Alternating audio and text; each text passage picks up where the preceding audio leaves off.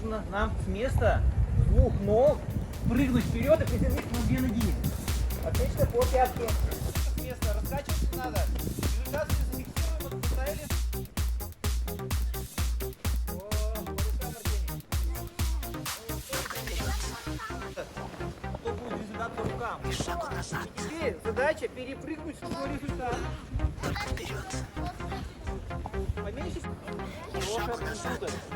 Размашисто, не быстро. Первый полет. Вот. Не зная преград. Только вперед.